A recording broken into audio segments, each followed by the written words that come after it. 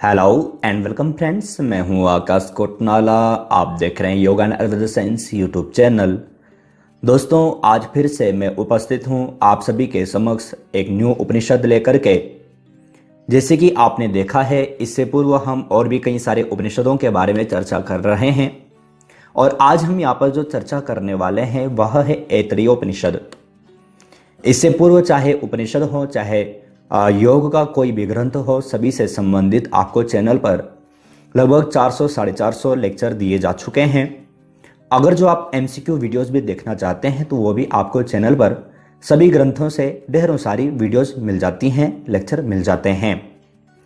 आज हम यहाँ पर उपनिषद श्रृंखला को ही आगे बढ़ाते हुए ऐतरेयोपनिषद के बारे में यहाँ पर चर्चा करने वाले हैं। अगर जो आप इच्छुक हैं तो लेक्चर को पूरा देख लीजिएगा। यहाँ पर आज हम जानेंगे कि ऐतरेयोपनिषद का संपूर्ण परिचय यहाँ पर क्या है, ये हम यहाँ पर जानेंगे। कितने इस उपनिषद के अंतर्गत खंड हैं, कहाँ से ये इस उपनिषद की उत्पत्ति हुई है, क्या क्या इस उपनिषद के अंतर्गत हमें पढ़ना है, ये सब के बारे में हम यहाँ पर चर्चा करने वाले हैं। तो प्रथम हम यहाँ पर ऐतरेयोपनिषद को यहाँ पर देख लेते हैं। तो आपको यहाँ पर ध्यान में रखना है कि जो ये ऐतरेयोपनिषद है यह ऋग्वेद के अंतर्गत आता है। हमने पूर्व में भी चर्चा की थी अन्य उपनिषदों के बारे में। जब हमने चर्चा की थी तो मैंने आपको बताया था कि प्रत्येक उपनिषद किसी न किसी वेद से निकला हुआ ही है और जो कुछ भी हम पढ़ते हैं वो सब किसी न किसी वेद से ही निकला हुआ है। तो यहां पर आपको ध्यान में रखना है कि जो ये उपनिषद है, कौन सा ऐतरेयोपनिषद, यह ऋग्वेद से निकला हुआ है। अब ऋग्वेद 4 वेद हैं। तो जो ऋग्वेद है, ऋग्वेद का जो उपवेद जो माना जाता है वह आयुर्वेद है। अब जैसे कि आप अगर जो सुश्रुत के अनुसार देखते हैं तो उन्होंने आयुर्वेद को अथर्ववेद के अंतर्गत माना है, स्वीकार किया है। लेकिन जब आप उपनिषद श्रृंखला जब आप पढ़ते हैं, जब ये पूरा अच्छे ढंग से पढ़ते हैं तो आपको देखने को मिलेगा कि जो ऋग्वेद है, ऋग्वेद का जो उपवेद है वह आयुर्वेद है। आप लोगों को कंफ्यूजन ना हो इसके लिए मैंने दोनों चीजें आपको यहाँ पर बता दी है। अब यहाँ पर आपको ध्यान में रखना है कि जो ऋग्वेद है, ऋग्वेद से और कौन कौन से उपनिषद निकले हुए हैं। तो जो हम ये जो 10 उपनिषद जो पढ़ रहे हैं इसमें सिर्फ ऐतरेयोपनिषद ही ऋग्वेद के अंतर्गत आता है और एक अन्य उपनिषद भी है जिसको कि कौशितकी उपनिषद कहा जाता है। तो वो हम यहाँ पर खैर अभी नहीं देखने वाले। तो ये आपको यहाँ पर ध्यान में रखना है कि जो ये ऐतरेयोपनिषद है यह ऋग्वेद से निकला हुआ है और ऋग्वेद का थोड़ा सा परिचय मैंने आपको यहाँ पर दे दिया है। ऋग्वेद के अंतर्गत हमें पढ़ने को मिलता है कि यज्ञ इत्यादि कैसे किए जाते हैं, ये सब के बारे में हमें पढ़ने को मिलता है। आगे आपको यहाँ पर ध्यान में रखना है कि जो ये ऋग्वेद है, ऋग्वेद का एक ऐतरेय आरण्यक है के दूसरे आरण्यक के चौथे, 5वें और 6ठे अध्याय के अंतर्गत निहित है। जो हम ऐतरेयोपनिषद जो पढ़ते हैं यह ऋग्वेद में एक ऐतरेय आरण्यक है। उसका जो दूसरा जो आरण्यक है उसका चौथा, 5वां और 6ठा जो अध्याय है उसको ऐतरेयोपनिषद के नाम से जाना जाता है, वह ऐतरेयोपनिषद है। तो ये भी आपको ध्यान में रखना है। जब आप उपनिषद जब पढ़ रहे होंगे तो ये सब चीज़ें आपको ध्यान में होनी चाहिए। एग्जाम में पूछा जा सकता है, इंटरव्यू में आपसे पूछा जा सकता है। तो ये आपको यहाँ पर ध्यान में रखना है। अध्याय आपको याद रखना है कि चौथा, 5वां और जो 6ठा जो अध्याय है वह ऐतरेयोपनिषद के नाम से जाना जाता है। अब आप आगे देखें, यह जो उपनिषद है इसके प्रथम अध्याय में 3 खंड हैं। याद रखना कि ये जो उपनिषद है हमने पहले ही कहा था कि कौन कौन सा, चौथा, 5वां और 6ठा अध्याय। तो आप यहां पर देख सकते हैं कि ऐतरेयोपनिषद में कितने अध्याय हैं, 3 अध्याय हैं। तो जब हम प्रथम जो अध्याय जो पढ़ते हैं, इस उपनिषद के प्रथम अध्याय में 3 खंड हैं। आपको ध्यान में रखना है कि जो ऐतरेयोपनिषद है इसमें कितने अध्याय हैं, 3 अध्याय हैं। तो जो प्रथम जो अध्याय है, हम जो प्रथम अध्याय जो पढ़ते हैं इसमें 3 खंड हैं, जबकि जो दूसरा और तीसरा जो अध्याय है इसमें सिर्फ एक ही खंड है। बस आपको यहां पर ध्यान में रखना है कि जो ये ऐतरेयोपनिषद है इसमें कितने अध्याय हैं? 3 अध्याय हैं। प्रथम अध्याय में कितने खंड हैं? 3 खंड हैं। और दूसरा और तीसरा जो अध्याय है इसमें सिर्फ एक ही खंड है। तो ये आपको यहां पर ध्यान में रखना है। आगे आप यहां पर देखेंगे कि जो ये उपनिषद है, इस उपनिषद में ब्रह्म से लोकों सहित मानवीय सृष्टि, आगे आप देखेंगे विकास एवं मोक्ष सहित विराट जीवन चक्र का उल्लेख है।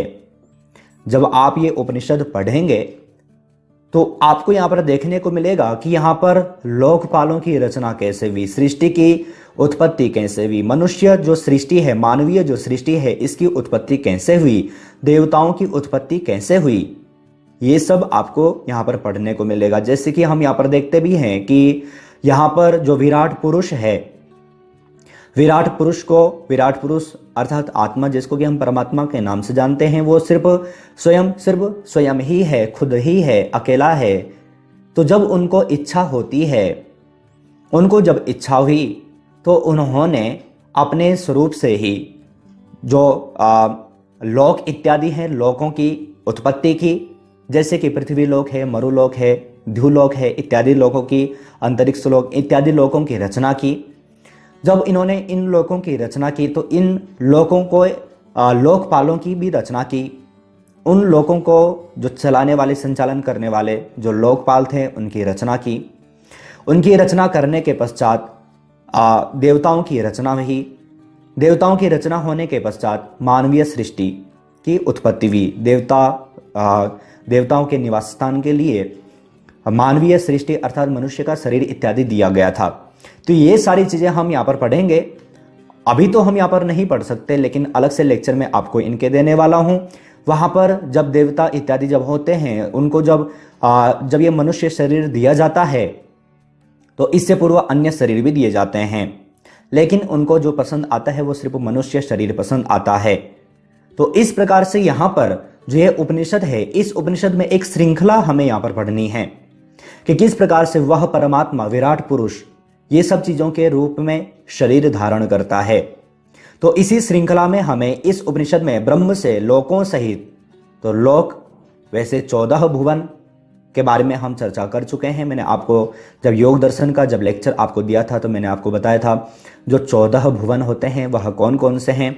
तो आप उस लेक्चर को देख सकते हैं, वहां पर मैंने आपको अच्छे ढंग से समझाया है। तो वहां पर उसका सहित जो मानवीय सृष्टि है, मानवीय सृष्टि की रचना किस प्रकार से हुई, उसका विकास किस प्रकार से हुआ। सृष्टि तो हो जाती है, सृष्टि तो हो गई थी, लेकिन उसका विकास कैसे हुआ, फिर मोक्ष सहित विराट जीवन चक्र का उल्लेख है। तो ये सभी हमें इस उपनिषद में पढ़ने हैं, इस उपनिषद के अंतर्गत हमें पढ़ना है। तो ये आपको यहां पर ध्यान में रखना है। आगे आप यहां पर देखेंगे कुछ इस उपनिषद के जो मुख्य जो टॉपिक हैं वो भी मैं आपको यहां पर बता दूं, जो कि आपके यूजीसी नेट के एग्जाम के जो टॉपिक हैं वो, और साथ ही साथ अगर जो आप किसी यूनिवर्सिटी कॉलेज में अगर जो आप अध्ययन कर रहे हैं तो वहां का अगर जो आपके पास सिलेबस होगा तो वो उस सिलेबस में आपके ये टॉपिक हो सकते हैं। तो प्रथम हमें यहाँ पर आत्मा की अवधारणा, ये इस उपनिषद का एक मुख्य टॉपिक है। आत्मा के बारे में यहाँ पर चर्चा की गई है। आत्मा को भी यहाँ पर इन्होंने 2 रूपों में विभाजित किया है, एक जीवात्मा और एक परमात्मा। तो वो से भी हम यहाँ पर देखेंगे, अच्छे ढंग से यहाँ पर समझने का प्रयास करेंगे। ब्रह्मांड के बारे में यहाँ पर चर्चा की गई है। तो ब्रह्मांड की उत्पत्ति, उसका सृजन कैसे हुआ, उसका स्वरूप, उसका विकास कैसे हुआ, ये सब के बारे में हम यहाँ पर पढ़ेंगे। ब्राह्मण की अवधारणा, ये सब इस उपनिषद के मुख्य विषय हैं। आपको ध्यान में रखना है, ये टॉपिक आपको याद रख लेने हैं और इनको हम अच्छे ढंग से, प्रत्येक टॉपिक को अच्छे ढंग से समझने वाले हैं। तो इस उपनिषद का जो संपूर्ण जो परिचय है वो मैंने आपको बता दिया है। अगर जो आपने लेक्चर को ध्यानपूर्वक देखा होगा तो आपको अच्छे ढंग से समझ में आ चुका होगा। बस आपको क्या ध्यान में रखना है कि इस उपनिषद का परिचय के अंतर्गत आपको ये जानना आवश्यक है कि ये जो उपनिषद है कहाँ से निकला हुआ है, किस वेद के अंतर्गत है, और जो जिस वेद के अंतर्गत है उसका कौन सा आरण्यक है, उस आरण्यक का कौन सा अध्याय है।